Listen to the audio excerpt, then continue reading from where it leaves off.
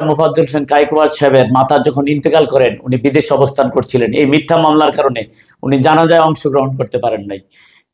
একটা সন্তান যখন তার মায়ের জানাজায় অংশগ্রহণ করতে পারে না, শুধু সেই বুঝে তার কষ্টটা কি।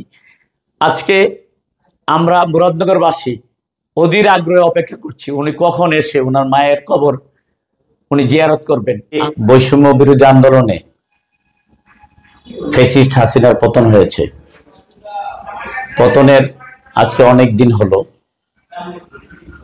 মুরাদনগরের জননন্দিত নেতা আলহাজ কাজী শাহ মোফাজ্জল হোসেন কায়কোবাদ সাহেব দীর্ঘ সময় দেশের বাইরে আছেন।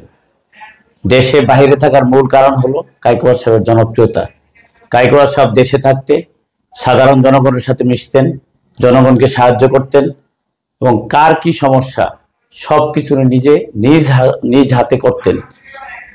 উনি 1988 সালের বন্যা, 1998 সালের বন্যা, 2003-4 সালের বন্যা, প্রত্যেকটা বন্যায় উনি উপস্থিত থেকে সাধারণ মানুষকে সাহায্য সহযোগিতা করেছেন এবং বন্যা পরবর্তী সময়ে পুনর্বাসনের ব্যবস্থা করেছেন, মানুষের ঘরবাড়ি তৈরি করে দিয়েছেন। আজকেও দেখুন দেশে যখন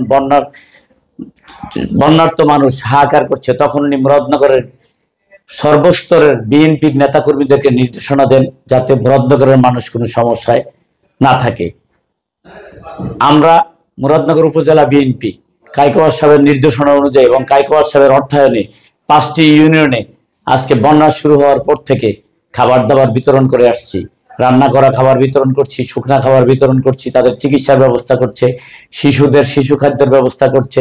প্রত্যেকটা ক্যাম্পে উনি ছাত্রদলকে দিয়ে টিম করিয়ে দিয়েছেন যাতে কারোর কোনো অসুবিধা হলে তাৎক্ষণিকভাবে ব্যবস্থা নেওয়া যায়। কিন্তু অত্যন্ত দুঃখের সঙ্গে বলতে হচ্ছে, এই তত্ত্বাবধায়ক সরকার প্রতিষ্ঠিত হওয়ার পর বিএনপির ভাইস চেয়ারম্যান তারেক রহমান সাহেব এবং মুরাদনগরের জননন্দিত আলহাজ কাজী শাহ মোফাজ্জল হোসেন কায়কোবাদ সাহেবকে দেশে ফিরিয়ে আনার কোনো পদক্ষেপ আমরা দেখছি না। আমরা যখন মুরাদনগরে যাই, মুরাদনগরের জনগণ জিজ্ঞেস করে কায়কোবাদ সাহেব কখন আসবে। কায়কোবাদ সাহেবের একটাই অপরাধ, উনি বারবার সংসদ সদস্য নির্বাচিত হয়েছেন, উনি মন্ত্রী ছিলেন, উনি হুইপ ছিলেন, মুরাদনগরের আপামর জনসাধারণের সাথে উনি মিশেছিলেন। যার কারণে ওনাকে পরাজিত করতে না পেরে ফ্যাসিস্ট হাসিনার দোসর ইউসুফ আব্দুল্লাহ হারুন ওনাকে মিথ্যা মামলায় জড়িয়ে দেশ থেকে বাধ্য করে আজকে 12টি বৎসর উনি বিদেশে অবস্থান করছেন। আমরা তত্ত্বাবধায়ক সরকারের কাছে জোর দাবি জানাচ্ছি, মুরাদনগরের জননন্দিত আলহাজ কায়কোবাদ সাহেবকে অতি দ্রুত যেন দেশে ফিরে আসেন সেই ব্যবস্থা করেন এবং বিএনপির senior vice chairman Tarique Rahman সাহেব যেন দ্রুত দেশে আসতে পারেন সেই ব্যবস্থায় তত্ত্বাবধায়ক সরকার করেন। এটা আমরা মুরাদনগরবাসীর পক্ষ থেকে জোর দাবি জানাচ্ছি।